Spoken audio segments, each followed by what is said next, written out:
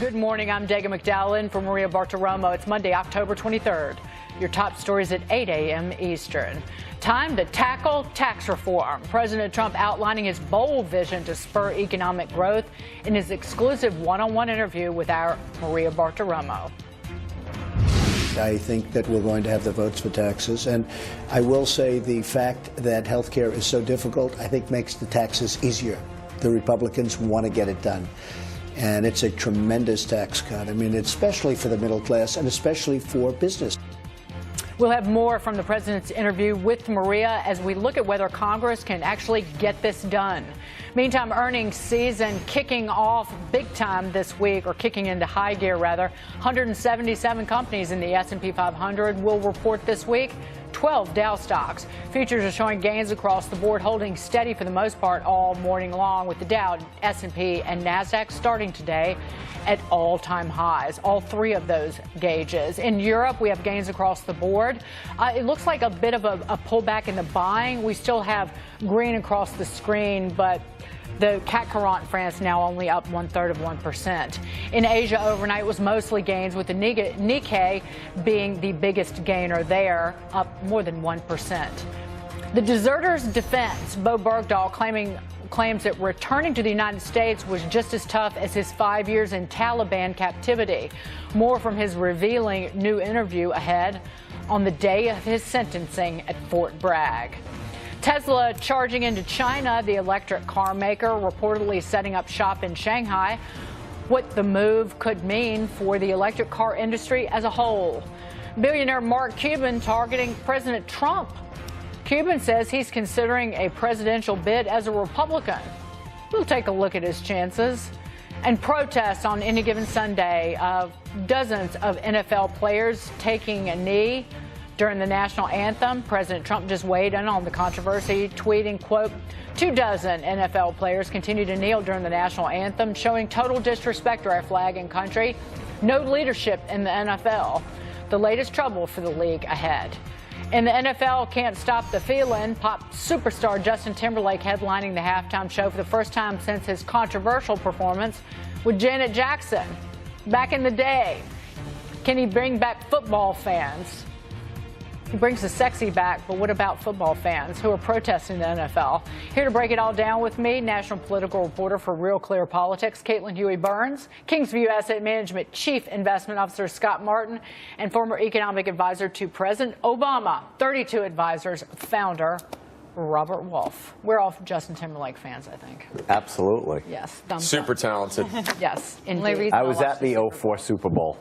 And could you see anything? I could see something. I saw a great game. Thank you. That was a good game. I think it was Panthers-Patriots, which I saw a great says game. the Patriots fan. Great game. That actually City was of a good game, Champions, though. but who's bringing up Boston today? It's a tough weekend for New York fans. Every hour, Robert Wolf brings up Boston. Because last night was Patriots-Falcons. It's on my mind. Yes, thank you. No, it's always on your mind. Even in the middle of the summer, the Patriots are on your mind, Mr. Wolf. Coming up to our top story this hour, President Trump urging House Republicans to move forward on the Senate's budget blueprint in order to pave the way for tax reform. Blake Berman live at the White House with the very latest. Hey, Blake. Hi there, Dagan. Good morning to you. The push from the president on tax reform continued over this weekend as he placed a phone call into a meeting of House Republicans imploring them to move forward with tax reform. Fox is told that one of the warnings from the president was keep your eye on those 2018 midterm elections. In his interview here at the White House on Friday with Maria, the president, though, sounded confident that they have the numbers when it eventually gets to tax reform. I think we have the votes. I think that Rand Paul actually is going to vote for the tax cuts. I think that other people, we had tremendous enthusiasm this time. Healthcare, I was told, was tougher, but it was close. I mean, so far, I would say it's not even a contest. First, though, Dagan, the House and the Senate need to reconcile their differences on the budget. It is possible that that could happen at some point this week. And if it does take place, the budget director, Mick Mulvaney, said that would be a positive for timing. We're hearing now that the House may go ahead and either take the Senate amendments or move very quickly to accept the Senate amendments, and we may save as many as 10 or 12 legislative days, which is a big deal. Taking back to that phone call over the weekend between the president and House Republicans, I'm told that it amounted to essentially a pep talk from the president telling House Republicans to get on to that Senate budget and also for the House Ways and Means Committee to start moving forward at least on the tax bill details. By the way, President Trump will be headed to Capitol Hill tomorrow. Dagan, back to you. Thank you so much, Blake Berman, and I hope he lambasts them for even thinking about cutting the pre-tax contribution limit on 401k plans, which he tweeted about earlier, saying, no way. More of President Trump's exclusive interview with our very own Maria Bartiromo at the White House. Maria walked with President Trump from the Oval Office to the Rose Garden to get his take on how he has changed since becoming president, plus his thoughts on tax reform and allegations over an Obama-era uranium deal with Russia. Listen to all of this. Mr. President, it's been 9 months. Have you changed? Have you changed being president? Well, I think you see the extent of what we have to do. And it's far greater than anybody would understand, whether it's countries or whether it's war and peace and protection. The most important thing is protecting our people. And you protect them from lots of different things and elements.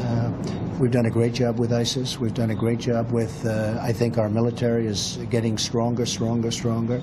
I want to have it to a point where it's the strongest by far that it's ever been. But number one is always going to be protection. But if you look at the economy, what we've done with the economy has been great.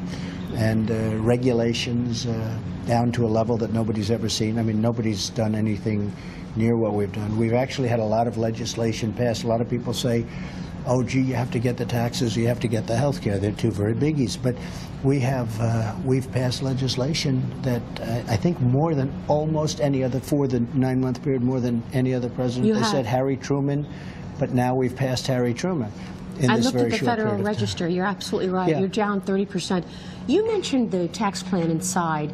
Can you give us any sense of this fifth bracket? I mean, if you do a fifth bracket, is that $1 million? Is it $2 million? What's the number? I don't think we'll use a fifth bracket. I only want to use a fifth bracket if for any reason I feel the middle class is not getting as much as I thought they would or as much as they're entitled to. They're entitled to a lot. This is about the middle class. It's really about the middle class and about jobs.